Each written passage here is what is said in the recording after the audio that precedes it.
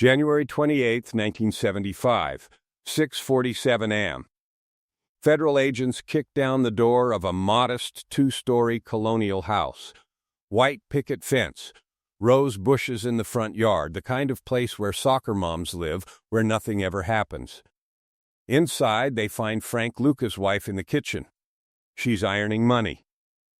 Not metaphorically, literally pressing $100 bills with a steam iron, removing the mold, the mildew, the smell of decay. Because when you're making $1 million every 24 hours in 1970s America, and every bank in the country has a federal file on you, you don't deposit, you hide. But here's the problem with hiding $52 million in cash: it rots. It attracts rats. It smells like death. It turns to paste in humid basements and crumbles to dust in dry attics. And when you're Frank Lucas, the ghost who broke the Italian mafia's heroin monopoly, the silent king who built an empire on 98% pure blue magic, every dollar bill becomes evidence. Every serial number becomes a death sentence. The agent who found the first stack stops breathing. Behind a false wall in the living room, stacked floor to ceiling like construction bricks, sits more cash than most banks hold in their vaults. $18 million in one house alone. By the end of the day, they'll find 7 more locations. 7 more walls stuffed with currency. 7 more pieces of an invisible empire that shouldn't exist. Because Frank Lucas understood something the mafia never learned. Chase Manhattan won't take it. Chemical Bank won't touch it. Every account you open gets flagged within 72 hours. Every deposit triggers an ears audit. Every legitimate business becomes a federal investigation. So while Mickey Barnes wore chinchilla coats and posed for magazine covers, Frank Lucas wore $5 hats and drove Chevrolets. While the Italians laundered through pizza parlors and construction companies, Frank dug holes in backyards and hollowed out furniture. While everyone else tried to clean their money, Frank made his money disappear. But disappearing has a cost. Because in 1971, at Madison Square Garden, watching Ali fight Frazier, Frank Lucas made one mistake. One moment of vanity. One $50,000 chinchilla coat that turned the invisible man visible. And when Detective Richie Roberts saw that coat, saw a black man sitting ringside with Italian mobsters who were clearly uncomfortable with his presence, he asked the only question that mattered. Who the hell is that? This is the untold story. Not the rise, not the fall. The part they don't show in the movies. The part where America's most successful drug dealer had to choose between being rich and staying free, and how one decision about where to hide his cash destroyed everything. Harlem, 1968. The back room of the Numbers Parlor on 146th Street smells like cigar smoke, old leather, and the slow death of kings. Bumpy Johnson sits behind a mahogany desk that's older than most of the men who work for him, his hands trembling slightly as he arranges 3 stacks of bills. Not from fear, from time. The body is betraying the mind, and everyone in Harlem can see it. Frank Lucas stands by the door, watching his mentor move like royalty whose throne is crumbling beneath him. This isn't just another meeting. This is a last will and testament written in cash and wisdom. Bumpy slides the 3 stacks across the desk, each one telling a different story about power and survival. He taps the first stack, crisp hundreds still smelling like the mint. These are the loud men, he says, voice like gravel and prophecy. New cars, new suits, new shoes. They talk, they flash. They shine. He drops it, picks up the second stack, worn bills that have seen 1,000 transactions. These are the quiet men. Old coat, old hat, same shoes 10 years. They listen, they watch, they wait. Finally, he holds up the third stack, bills cut in half and taped together with Scotch tape. This is what the government does when it hears noise. It don't kill you clean. It cuts you in half. Takes a piece. Leaves a piece. Calls it justice. Frank has heard variations of this lesson 100 times, but tonight feels different. Tonight feels like education for a war he doesn't know he's about to fight.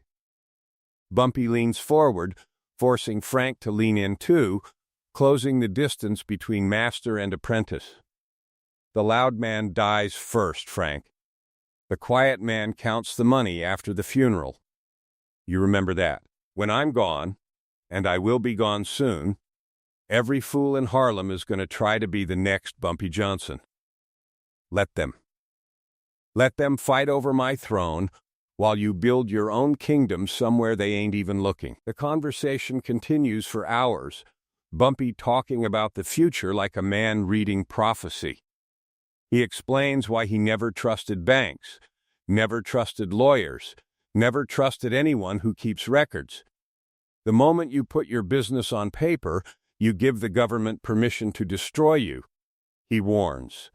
Each word chosen like a chess move. The Italians think they're smart, washing money through pizza parlors and construction companies. But every business got employees, got tax returns, got paper trails. Paper trails lead to prison cells. Frank doesn't just hear the words, he etches them into his DNA. Cash is king, but only if nobody knows you got it. July 7, 1968. Wells Restaurant on 7th Avenue. The Last Supper of the Harlem Renaissance. Bumpy Johnson collapses during breakfast, clutching his chest as fried chicken grows cold on his plate. Frank is 3 feet away when it happens, catching the king before he hits the floor. For a moment, just a brief, terrible moment, Bumpy's eyes clear. The fog of death lifts just long enough for final words. They're gonna come for the throne now, he rasps, gripping Frank's shirt with surprisingly strong fingers. The Italians, the locals, everybody. You got 2 choices, Frank. Disappear or build something they can't touch. Then Bumpy Johnson, the godfather of Harlem, the man who negotiated with the mafia as an equal, dies in Frank Lucas's arms. The era of the gentleman gangster ends with a whisper. By sunrise, the truce that held Harlem together evaporates. The streets don't mourn, they explode. Every low-level hustler with a gun thinks it's his turn to wear the crown. The Genovese family moves soldiers uptown like an occupying army. Men like Nicky Barnes hold court at Small's Paradise, acting like they inherited Bumpy's empire through proximity and ambition. They all make the same mistake. They want to be the next Bumpy Johnson. Frank Lucas doesn't. That night, alone in his apartment, Frank spreads a map across his kitchen table. Southeast Asia. The Golden Triangle. Vietnam. He's thinking about Bumpy's last lessons, about middlemen and supply chains, about building something untouchable. Other people see the war as America's tragedy. Frank Lucas sees opportunity. He sees chaos. He sees a place where rules bend and the system is distracted. Bleeding. The Italians control heroin because they control the pipeline from source to street. But what if you could cut them out entirely? Frank packs a suitcase with $50,000 in cash. He doesn't tell anyone where he's going. The quiet man doesn't announce his plans. The quiet man just moves. While Harlem tears itself apart fighting over Bumpy's throne, Frank is already building an empire in a place nobody's watching. The war isn't his tragedy, it's his opportunity. Bangkok, 1969. Heat, like a living thing, the kind that crawls inside your clothes and stays there, making every breath feel borrowed. Frank Lucas steps off the military transport plane into air that tastes like jet fuel, burning trash, and raw opportunity. His cheap suit is already soaked through before he clears the terminal. But he likes that. Being nobody in a war zone is the first layer of armor, and Frank Lucas has come to Asia to become the most dangerous nobody in the world. The Golden Triangle isn't on any tourist map. It's where Burma, Laos, and Thailand bleed together in mountains covered with white poppy flowers that feed habits from Harlem to Hamburg. This is where 90% of the world's heroin begins its journey. And it's also where the Italian mafia's entire empire shows its weakness. Frank sees what the Genovese family never bothered to look for: inefficiency wrapped in tradition, fat begging to be cut. The mathematics are brutal and simple. A kilo of pure heroin leaves these mountains worth $10,000. By the time it reaches 116th Street, it's passed through 6 different hands. Chinese suppliers sell to Thai brokers, who sell to Turkish refiners, who sell to Sicilian distributors, who sell to American mob families, who finally sell to street dealers. Each transaction takes a cut. Each middleman dilutes the product to stretch profit. That kilo arrives in Harlem stepped on so many times it's barely 15% pure, and it costs $100,000. The Italians aren't running a business. They're running a game of telephone where every whisper costs money and weakens the message. Frank Lucas looks at this system and sees what Bumpy Johnson taught him to see: waste. The mafia built their empire on being middlemen. But what happens when somebody cuts out the middle entirely? The meeting happens in a bamboo hut 3 hours outside Chiang Mai, accessible only by dirt roads that disappear during monsoon season. The air inside is thick with cigarette smoke and suspicion. Frank sits across from men who've been selling to the same Chinese brokers for 20 years. Men who look at him like he's either a ghost or the biggest fool to ever carry a briefcase into their jungle. Black Americans don't do business in the Golden Triangle. Black Americans don't have the connections, the money, or the audacity to think they can rewrite rules written in blood and tradition. But Frank isn't asking for permission. He's offering revolution. The local fixer tests him first, speaking broken English like he's doing Frank a favor. You buy for who? What family you work for? Frank opens the briefcase. Neat stacks of American hundreds, still smelling like the mint, arranged like bricks in a foundation. $50,000 in cash. No contracts, no lawyers, no promises except the ones written in cotton and ink. No family, Frank says, each word chosen like ammunition. No mafia. No government. Just business. The silence stretches long enough for distant artillery to rumble like gods clearing their throats. These men have dealt with CIA operatives, military intelligence, corrupt officials who bring badges and complications. Frank brings none of that. His advantage is brutal simplicity. He's not connected to any agency that might use this deal as leverage later. He's just a businessman with money and a distribution network in New York that's hungry for real product. I want to buy direct, Frank continues, letting the cash do most of the talking. No Chinese brokers. No Turkish refiners. No Sicilian distributors. You grow it. You process it. I buy it. Cash up front. $50,000 per shipment. Pure product. 98% minimum. The room goes silent. This is heresy against the established order, but cash speaks louder than tradition, and Frank is fluent in the only language that matters in a war zone. The suppliers confer in rapid Thai that Frank doesn't understand, but money translates everything. Finally, the warlord, a quiet man in a simple shirt whose eyes look like they've watched empires rise and fall, nods once. Slow, decisive. A king recognizing another king wearing different armor. The deal is struck with a handshake that will eventually move hundreds of kilos and generate hundreds of millions of dollars. Frank will receive heroin purer than anything the mafia has ever touched. shipped directly to New York through military transport channels that are bleeding with corruption and chaos. The Vietnam War isn't just America's tragedy, it's Frank's highway to hell. Now comes the impossible part, moving powder from a jungle to concrete across 7,000 miles of ocean patrolled by the United States Navy. This is where Frank Lucas proves that audacity and cash can corrupt any system, even the one fighting America's most unpopular war. The logistics are brutal and brilliant. Heroin gets packed into false-bottom furniture manufactured in Thailand specifically for this purpose. Dressers, tables, cabinets, each piece hollowed out and filled with vacuum-sealed bricks of powder white as fresh snow. The furniture is labeled as personal property of rotating military personnel shipped through Tan Son Nhut Air Base, arriving at Travis Air Force Base in California or directly to East Coast military facilities. Frank buys the silence of sergeants and the blindness of officers. He turns military cargo planes into a private shipping company for the underworld. There are stories later.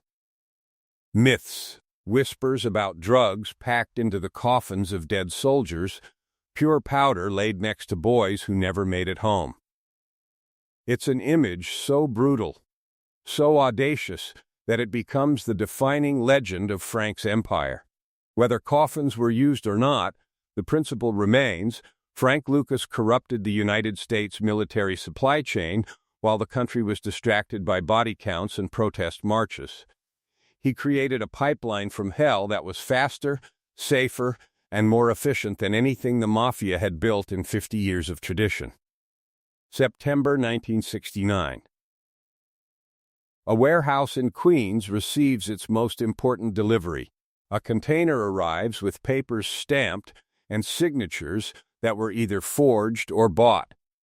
Inside sits furniture that nobody ordered and everyone fears to open. Frank is there when they crack the first piece, unscrewing a table leg with hands that don't shake despite the stakes. White powder packed tight, pure as pharmaceutical grade, deadly as a loaded gun. Testing confirms what the jungles promised: 98% purity. Not 15, not 20, 98. Blue Magic is born, a brand, a myth, an empire in powder form that will rewrite every rule of the heroin trade. When it hits the streets of Harlem, the impact is nuclear. Addicts used to chasing weak highs with Italian garbage suddenly get slammed by something closer to medical grade. People drop with needles still in their arms. Emergency rooms flood with overdoses.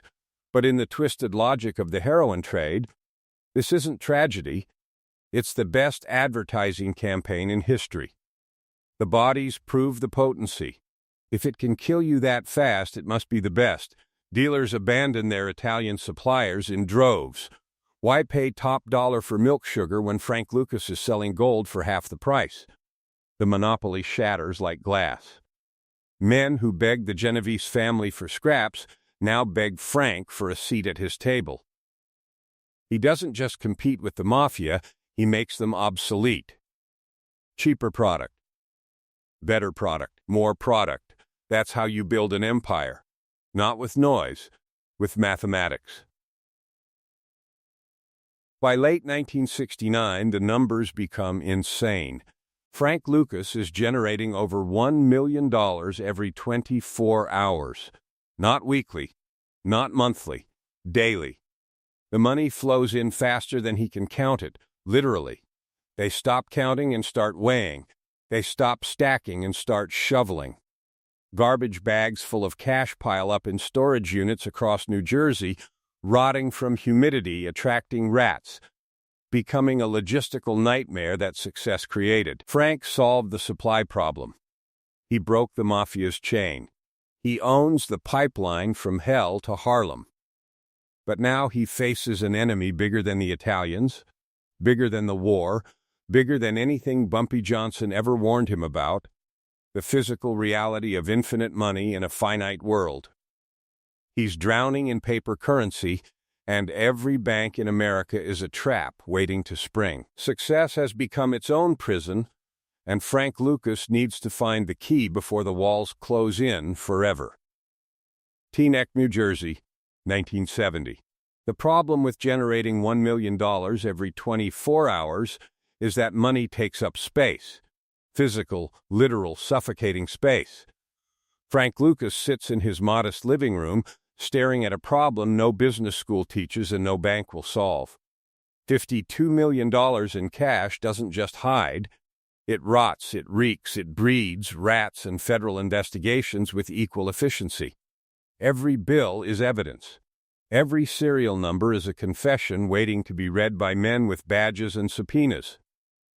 Frank tries the legitimate route first, walking into Manhattan branches of Chase Chemical, manufacturers Hanover, wearing cheap suits that contradict the diamond on his wife's finger. He asks about safety deposit boxes, large cash deposits, what large really means to institutions built on other people's money. Every time, he sees the same sequence in the manager's eyes: curiosity, calculation, then fear. Black man. No visible business. No documented income. Too much cash in an era when the FBI watches every transaction above $10,000 like hawks circling fresh carrion. The banks don't slam doors in his face. They do something worse. They open them politely, then report discreetly. Within weeks, Frank understands the brutal mathematics of American finance.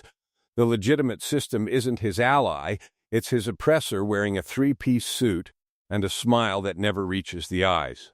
The mafia has infrastructure built over 50 years of corruption and compromise. Pizza parlors in Brooklyn, laundromats in Queens, construction companies with union contracts and city permits.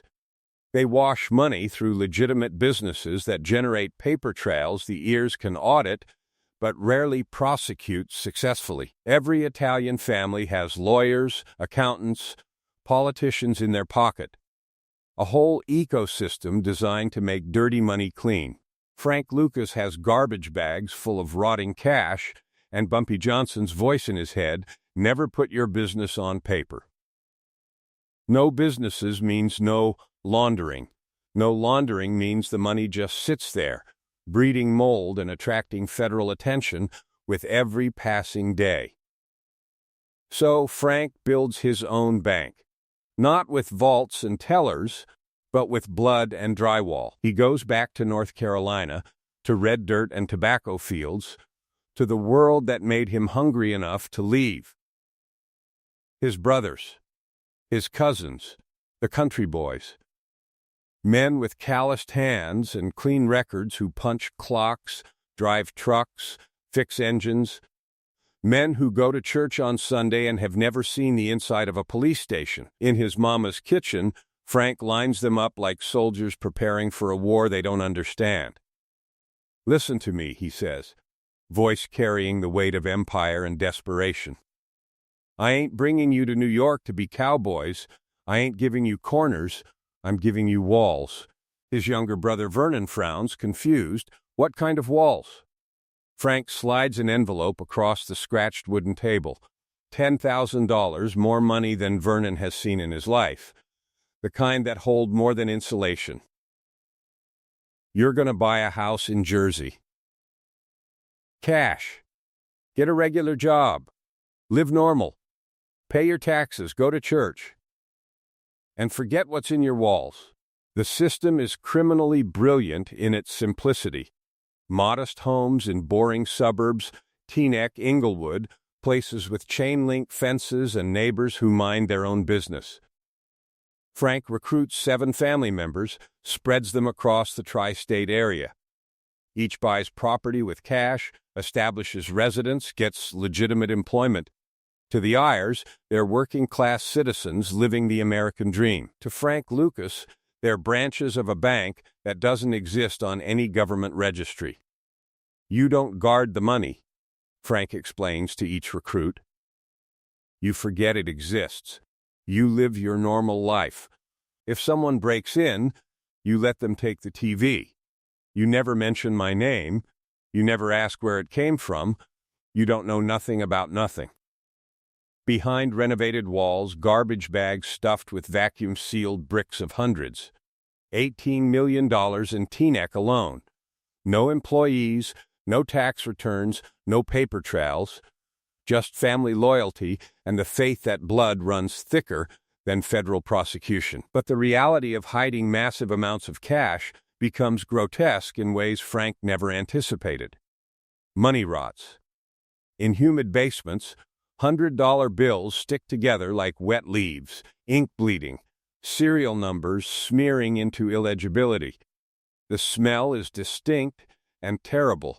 Mildew mixed with the chemical tang of decomposing cotton and Federal Reserve ink. In the Teaneck kitchen, Frank's wife Julie stands at an ironing board, not pressing clothes, but pressing currency. Steam hissing, removing mold spots, salvaging what decay hasn't destroyed. It's surreal and desperate. This image of a woman ironing money like laundry, but it's necessary. They're losing $50,000 monthly just to deterioration. Not to theft, not to rivals, but to physics and time. Meanwhile, the ears starts noticing patterns. Agent Joseph Jaffe sits in a fluorescent-lit office, pulling property records like a man solving crossword puzzles with other people's lives.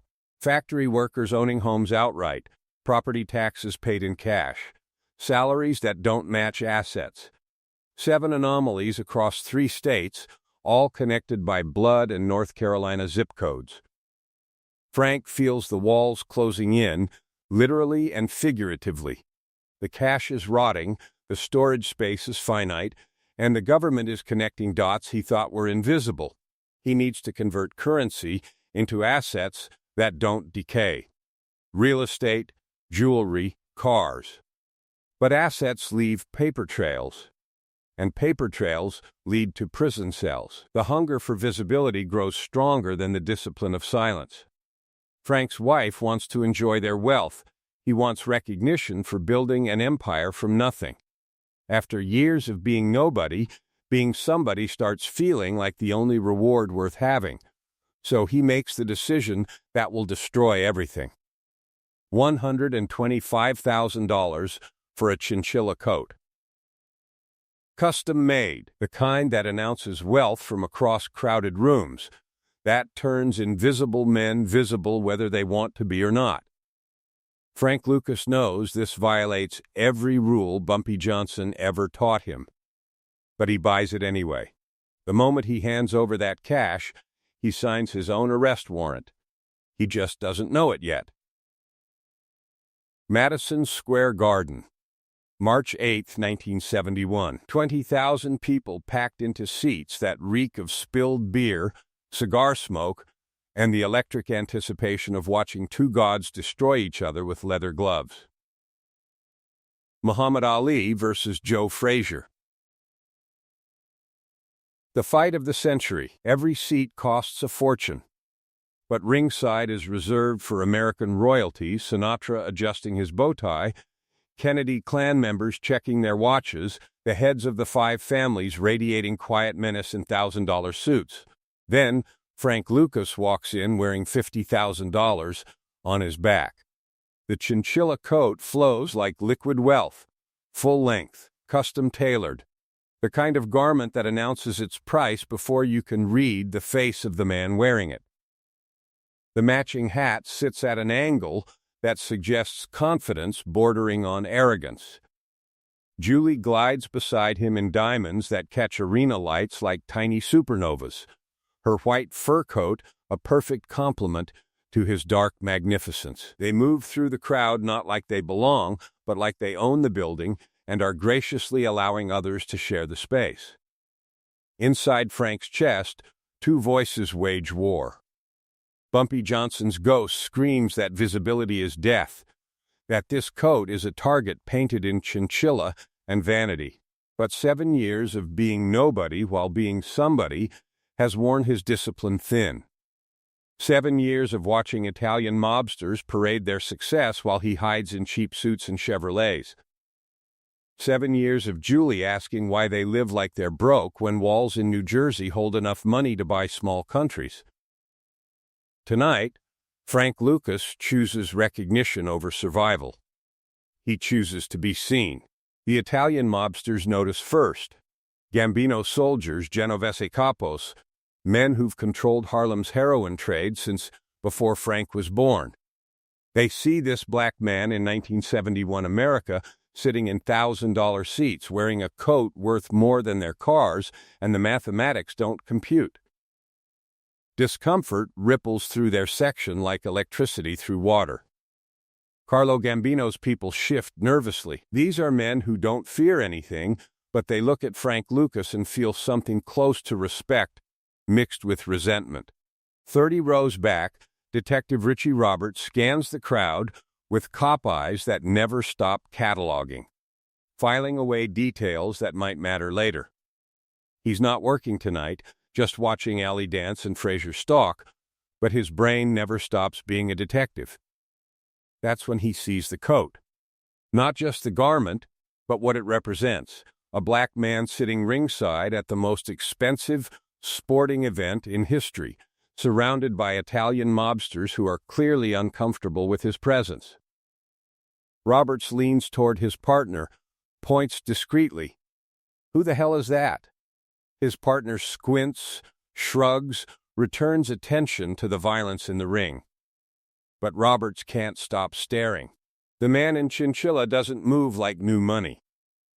He moves like old power, comfortable in spaces where he shouldn't be comfortable, calm among men who built empires on intimidation. This isn't some athlete or entertainer. This is something else entirely. That single question, asked in the noise and chaos of a boxing match, becomes the first thread in unraveling a $52 million empire. The investigation begins not with drugs, but with contradictions.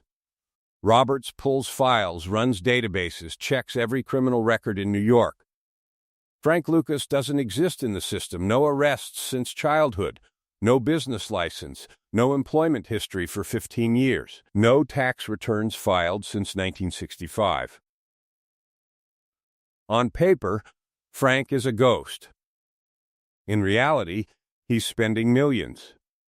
The disconnect screams federal crime to anyone who understands how money works in America. Roberts brings the case to his task force, spreads photos across a conference table like evidence of impossible mathematics. This man doesn't exist on paper, but he's sitting richer than half the Italians in New York, and they're uncomfortable with him. That means he's either somebody they fear or somebody they can't control. The surveillance begins, but Frank is too disciplined to give them anything concrete. He never touches drugs, he never meets dealers, he never goes near the money houses. His daily routine is deliberately boring, drives a Chevrolet, wears cheap suits, eats at modest restaurants. The only crack in his armor was that one night at Madison Square Garden, that single moment of vanity that turned the invisible man visible. But visibility is enough. Roberts shifts strategy from drug crimes to financial crimes, loops in Agent Joseph Jaffe from the ears. If Frank has money but no documented income, tax evasion becomes a weapon sharper than any narcotics charge.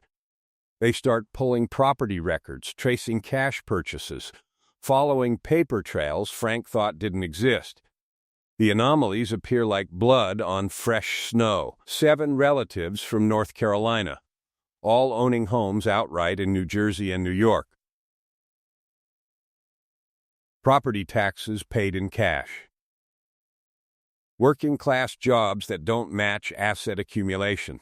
It's a pattern, and patterns are confessions written in spreadsheets instead of words. The warrants come through on January 27, 1975. 7 locations, 7 simultaneous raids planned for dawn. Frank Lucas's invisible empire is about to become the biggest drug bust in New York history, triggered by a coat worn on a night when he chose pride over survival. January 28, 1975. 6:47 in the morning. Federal agents surround the modest colonial house in Teaneck, with its white picket fence and frozen rose bushes. The battering ram meets the doorframe with a crash that shatters suburban silence. Agents flood the hallway with weapons drawn, shouting commands that echo off expensive wallpaper. In the kitchen, they find Julie Lucas at an ironing board, pressing $100 bills with steam and patience. She looks up at the armed men flooding her home with an expression that suggests this is the most normal thing in the world. Behind the living room wall, they discover $18 million stacked floor to ceiling, vacuum-sealed bricks of currency that represent years of discipline destroyed by a single moment of vanity. The invisible man became visible. And in Frank's world, visibility was always death. January 28, 1975. The sound of Frank Lucas's empire falling isn't gunshots or sirens. It's the screech of crowbars tearing through drywall and the thud of sledgehammers breaking open the American dream. Federal agents hit 7 locations simultaneously at dawn, coordinated strikes across 3 states that turned suburban quiet into controlled chaos. In Teaneck, they find $18 million tumbling out of insulation like a grotesque lottery win. In Inglewood, vacuum-sealed bricks stuffed behind false panels so well constructed they need sledgehammers to expose the truth. By noon, the accounting is complete. $52 million in cash, the largest seizure in American history at that moment. Not drugs, not weapons, just paper money rotting in walls, evidence of an empire built on silence and destroyed by a coat worn on the wrong night. Frank Lucas sits in the interrogation room at the federal building, hands cuffed to a table, bolted to concrete floors. He doesn't panic or rage or demand lawyers. He sits with the calm of a man who understood the game before the first card was dealt, doing mathematics in his head. They have the money, but money without a drug trail is just tax evasion. 5 years, maybe 7. He can do 5 years standing on his head. Then Detective Richie Roberts enters carrying a folder thick with photographs and federal statutes. He doesn't talk about taxes. He talks about RICO charges, about conspiracy indictments so wide they'll bury Frank under the jail until the sun burns out. The government doesn't want 5 years. They want the legend. They want to make an example that echoes for generations. We got 75 corrupt cops on our list, Roberts says, sliding photos across the metal table. Sue detectives, beat cops, sergeants who turned evidence rooms into personal pharmacies, your mafia connections, your pipeline from Thailand. Give us the network, and you walk out of this alive. 15 years instead of life. Frank faces the ultimate binary choice that separates kings from survivors. Loyalty or freedom. Silence or survival. The code that built his empire now demands a verdict. In the streets, there's one rule above all others: you never cooperate. You die with your secrets, or you die without respect. But Frank looks at the mathematics with the same cold calculation that built his invisible kingdom. The empire is already gone. The money is in federal custody. The network is exposed. His brothers sit in cells across 3 states. Loyalty to a dead kingdom is just pride, wearing a noble mask. And pride is what put him in this room in the first place. I want it in writing, Frank says finally. 15 years maximum. Witness protection for my family. Frank Lucas becomes the government's most lethal weapon. His testimony brings down 75 NEPD officers, dismantles major portions of the Italian mafia's heroin network, and exposes corruption that took decades to build. He doesn't just cooperate, he eviscerates the system that created him. The blue wall of silence shatters. Indictments rain down on men who thought they were untouchable. He serves 15 years instead of life, walking out in the early 1990s alive but dead in every way that matters. Because in the streets, survival through cooperation isn't survival at all, it's a different kind of death. Slower and more painful than any bullet. The legend dies the moment the testimony begins. Frank Lucas becomes a cautionary tale, a name spoken with disgust in neighborhoods that once whispered it with respect. Years later, an old man sits in a modest apartment, no longer a ghost king, but just another senior citizen with stories nobody wants to hear. He kept his life, but lost the only currency that ever mattered: his word, his silence, his adherence to the code that separates kings from cowards. The throne sits empty. The king became a rat. And the streets remember everything, forget nothing, and forgive even less. Frank Lucas proved Bumpy Johnson right about everything except the most important lesson. Sometimes the quiet man doesn't count the money after the funeral. Sometimes the quiet man becomes the funeral, attending his own legend's burial, alive but erased from the history that matters in the streets.